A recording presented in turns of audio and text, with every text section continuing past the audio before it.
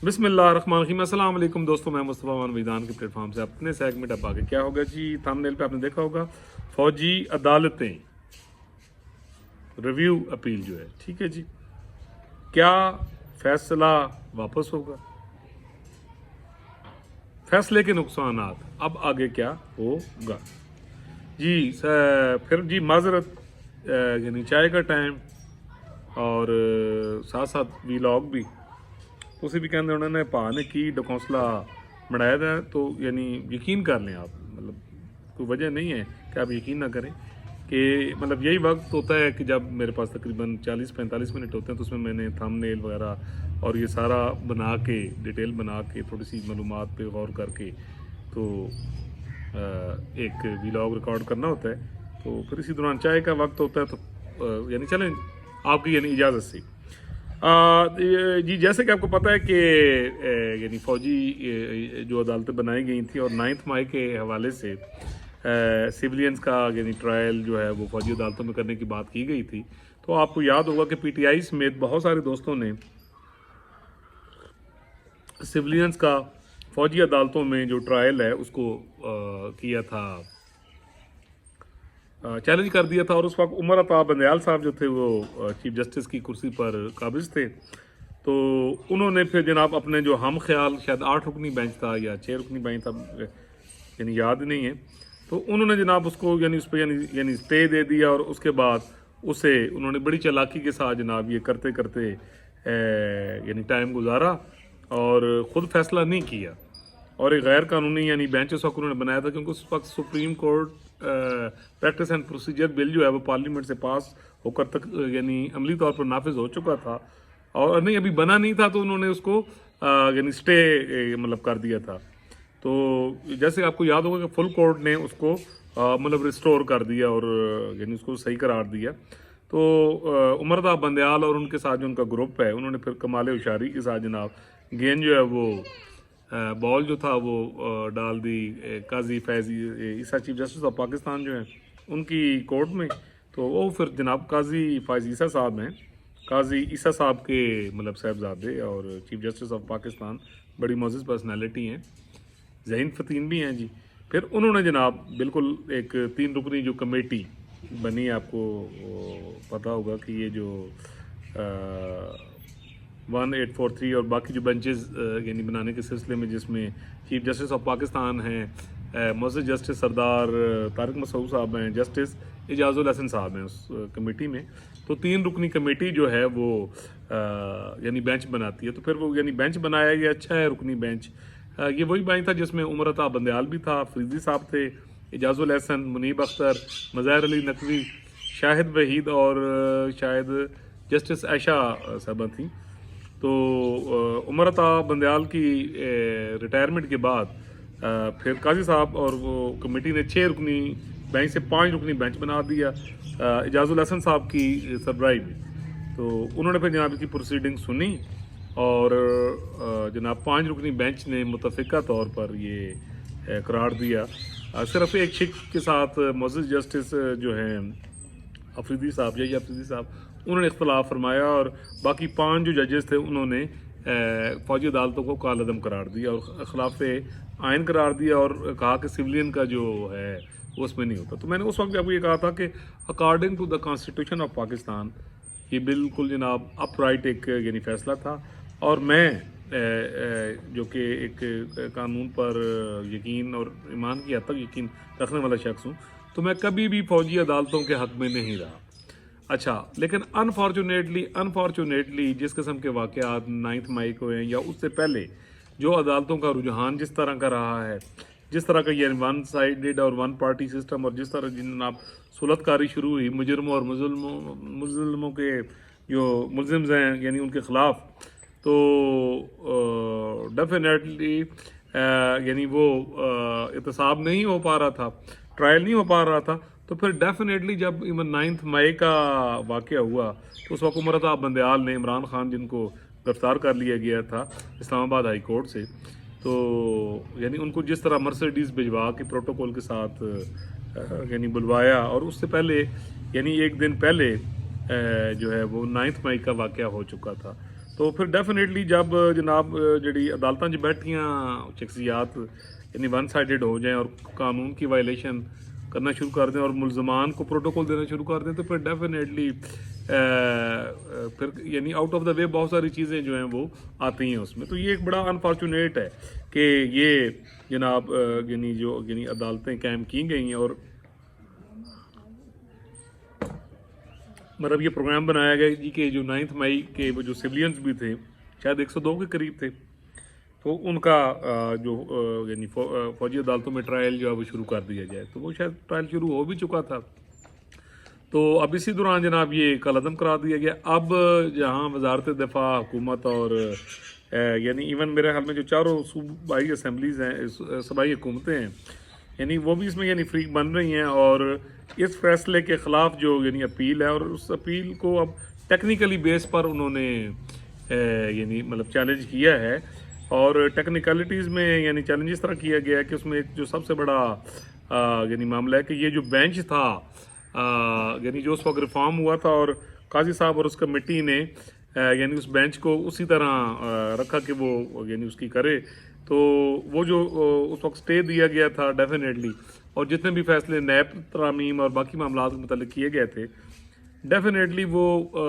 Supreme court practice and جو یعنی procedure بل تھا یعنی اس کے ہوتے ہوئے تو اس طرح عمر عطا بندیال بنا ہی نہیں سکتے تھے بغیر کمیٹی کے بینچز. تو مجھے یہ لگ رہا ہے کہ اب جیسے میرے استاد محترم ہے سعید چوہے صاحب تو میں ان کو بڑے غور سے سن رہا تھا تو مجھے ان کی بات یعنی وزن نظر آیا کہ یہ اس بیس پر یعنی فیصلہ ریورس ضرور ہو سکتا ہے. ویسے تو کیونکہ معزز چیف جسٹس آف پاکستان سردار طارق مسعود صاحب بھی اور چیف جسٹس صاحب بھی اور نیچے منصور علی شاہ صاحب ہیں مطلب یہ تمام ججز ہیں یہ ان کے جو پریویس یعنی فیصلے ہیں وہ فوجی عدالتوں کے یعنی بڑا سخت ان کا ورڈکٹ آیا ہے. تو ڈیفینیٹلی ان ججز کے لیے یعنی بڑا مشکل ہے کہ وہ فوجی عدالتوں کی موجودگی کو یعنی وہ یعنی برداشت کریں یا یعنی رہنے دیں. لیکن اب یہاں سوال یہ پیدا ہو جاتا ہے کہ اگر 7 رکنی یعنی بینچ سنتا ہے اور چیف جسٹس آف پاکستان اس کو یعنی اس کی سربراہی فرماتے ہیں تو ڈیفینیٹلی کیونکہ ماضی میں 2015 میں قاضی صاحب اور ان کے ساتھ جو ساتھی ہیں وہ یہ فیصلہ دے چکے ہیں کہ فوجی عدالتوں کی آئین اور قانون میں کوئی جگہ نہیں ہے. تو جو 5 رکنی بینچ نے بھی دیا تو اکارڈنگ ٹو دا لا اگر اس کو دیکھا جائے بادی نظر میں تو یہ بالکل میں نے اس وقت بھی کہا تھا کہ ایبسولوٹلی 100% ہے اور اس پر منو ان فیصلہ کرنا پڑے گا کیونکہ آگے اس کا ڈسمس ہونے کا چانس مطلب مجھے نظر نہیں آتا. اچھا لیکن یہاں اب کچھ سوالات ہے کہ وہ جو بینچ بنا تھا عمر عطا بندیال نے بنایا تھا اور جس طرح اس کو اور اس کی پروسیڈنگ کو یعنی چیلنج کیا گیا ہے تو اسی بینچ نے پھر یہ یعنی فیصلہ کیا ہے. تو ہو سکتا ہے کہ یہاں پر سپریم کورٹ آف پاکستان جو ہے اس فیصلے کو یعنی کالعدم قرار دے جتنے بھی فیصلے کیونکہ ابھی یاد رکھیے گا کہ جو فل کورٹ کا فیصلہ supreme court practice and procedure bill کا یعنی جو تفصیلی فیصلہ آنا ہے وہ آنا ہے اور اس میں انہوں نے کازز لکھنی ہیں وجوہات لکھنی ہیں اور کچھ یعنی آرڈرز بھی ایسے ہوں گے جو شارٹ آرڈر میں نہیں شامل ہوں گے. تو اب وہ اس سے پہلے بھی جو 1-2 یعنی کیسز ہوئی ہیں جیسے نیب والا یعنی کیسز کے معاملے میں تو اس میں بھی چیف جسٹس صاحب نے یہی فرمایا کہ یعنی انتظار کر لیا جائے تفصیلی فیصلے کا تو بہت ساری چیزوں کی کلیئرٹی ہو جائے گی. تو اگر 21 اپریل کو نافذ ہونا تھا اگر وہ ریسٹور ہو گیا ہے اس فیصلے کے مطابق جو فل کورٹ نے دیا ہے supreme court practice and procedure bill تو اس کے مطابق تو اگر تفصیلی فیصلے میں یہ آ جاتا ہے کہ یہ جو ایکٹ ہے یہ 21 اپریل سے ہی نافذ یعنی عمل ہو چکا تھا تو پھر اس کے بعد جو ہے عمر عطا بندیال نے جتنے بینچز بنائے اور اس نے جتنے فیصلے کیے تو وہ آٹومیٹیکلی خود ہی کالعدم ہو جائیں گے. تو اچھا لیکن اب اس کا مطلب یہ نہیں ہے میں پھر آپ کو یہ کہتا چلوں کہ جناب کہ فوجی عدالتیں یعنی ایکٹیولی طور پر کام کر سکیں گی. تو میرے وجدان میں یہ آ رہا ہے کہ ڈیفینیٹلی یہ دوبارہ چیلنج ہوں گی اور سپریم کورٹ آف پاکستان میں نہیں سمجھتا کہ شاید کنڈیشنل تو فوجی لوگوں کا جو اس میں انوالوڈ ہیں ان کی حد تک تو وہ انٹروین نہیں کریں گی لیکن سویلین کے معاملے میں مجھے پھر یہ آ رہا ہے کہ اگر دوبارہ اگر یہ کالعدم یعنی اگر وہ اس فیصلے کے تحت تفصیلی فیصلے کے تحت 21 اپریل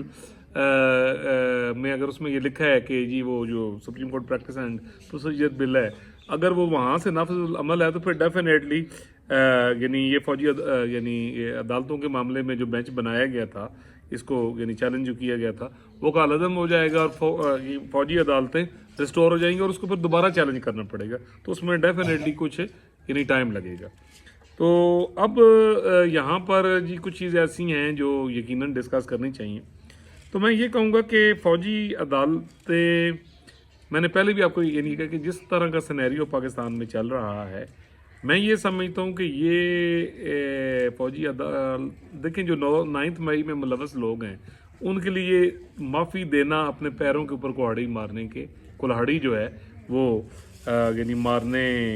کے یعنی بالکل برابر ہے کہ اس کی معافی تو میں نے پہلے دن بھی یعنی بتایا کہ نہ ہے نہ ہونی چاہیے اور اس پر سب کو رجسٹ کرنا چاہیے اور یعنی پورا یعنی اس کا یعنی ٹرائل ہونا چاہیے اور تاکہ دوبارہ اس طرح کا جو واقعہ ہے یعنی وہ یعنی نہ ہو سکے۔ لیکن دوسری طرف جس طرح کی پولرائزڈ سوسائٹی ہو چکی ہے، اچھا جس طرح ہمارے اداروں کو یعنی کنٹروورشل بنا دیا گیا ہے اور بلکہ ادارے میں بیٹھے لوگوں کے جو پریویسلی جو ان کے یعنی ایکٹس تھے ان کی وجہ سے ڈیفینیٹلی پورا ادارہ یعنی بدنام ہو گیا، اور جس قسم کی پولرائز سوسائٹی ہے، جس طرح کی اب نفرت انگیز یعنی مہم سوشل میڈیا پر چل رہی ہے، جیسے کہ آپ دیکھتے ہیں آرمی چیف صاحب نے بھی کئی دفعہ فرمایا اس بات پہ، اور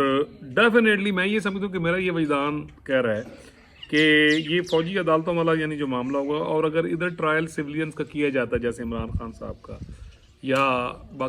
تو وقتی طور پر تو چلے کچھ کامیابی مل سکتی ہے، but in a long run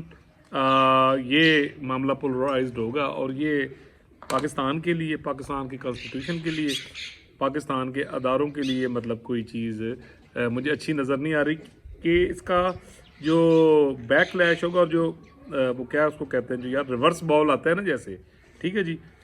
وہ کافی یعنی خطرناک ہوگا کہ ادارے جو آلریڈی ہی متنازع بنا دیے گئے ہیں ایک غلط قسم کی مہم